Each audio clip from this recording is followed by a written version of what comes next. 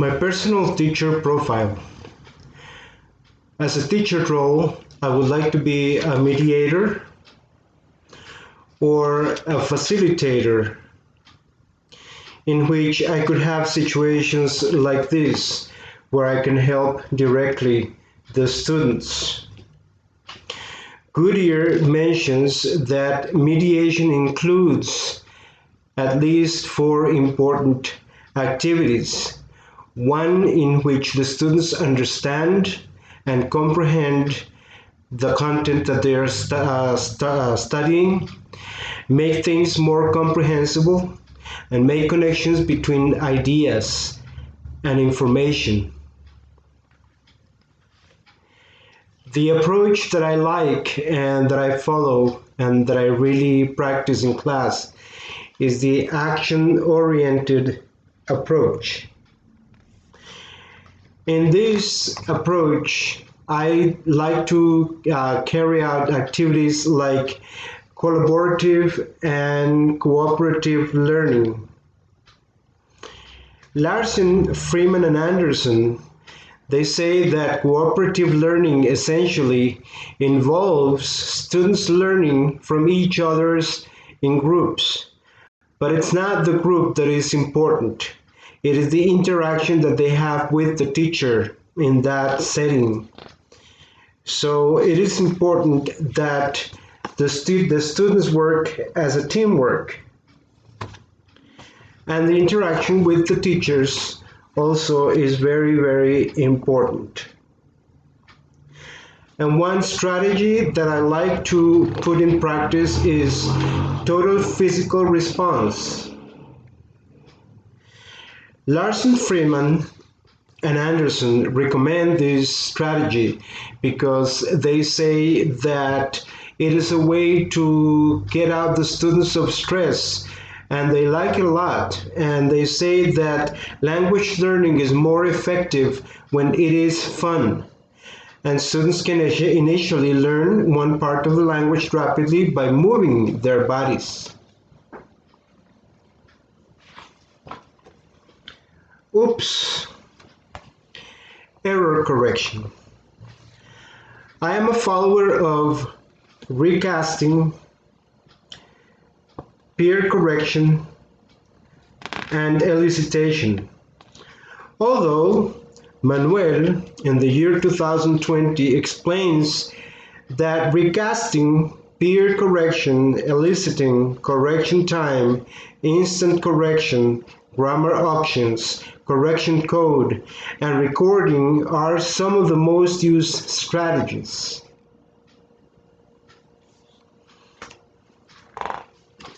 So we have situations like this in which the students make a mistake and they need to repeat what the teacher says, or editing in which the peers correct themselves, or eliciting in which the teacher makes the students think about their mistakes.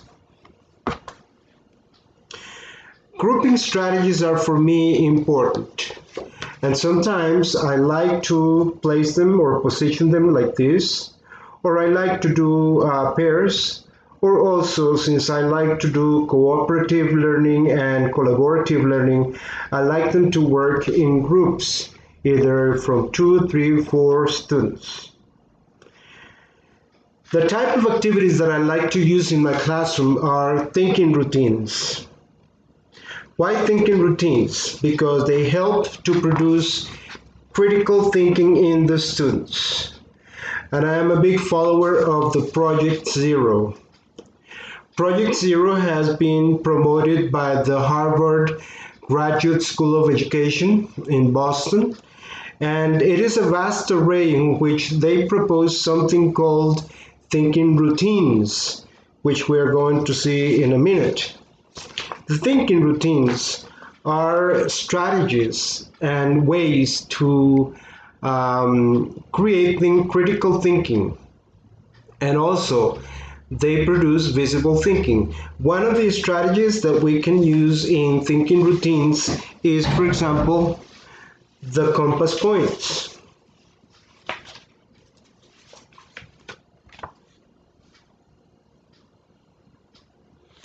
The compass points, in the compass point, we have a device like this that we can use in the classroom, and it has some cases in which we put cards, and there is a need, an emotion, a suggestion, and a worry zone. And that's how the students work with this. And it has instructions that are really, really important to follow. Very interesting, and the students like to use them a lot. I like a classroom in which there is a culture of thinking. A classroom where you can see what the students do, what the students create, with a lot of visible thinking, and a classroom that has a lot of decorations like this.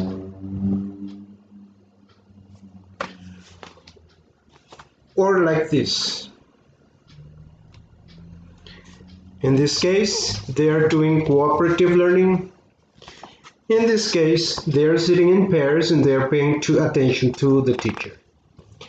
There are many more strategies that we can do in the classroom, like, for example, what type of materials I like to use, visual aids, realia.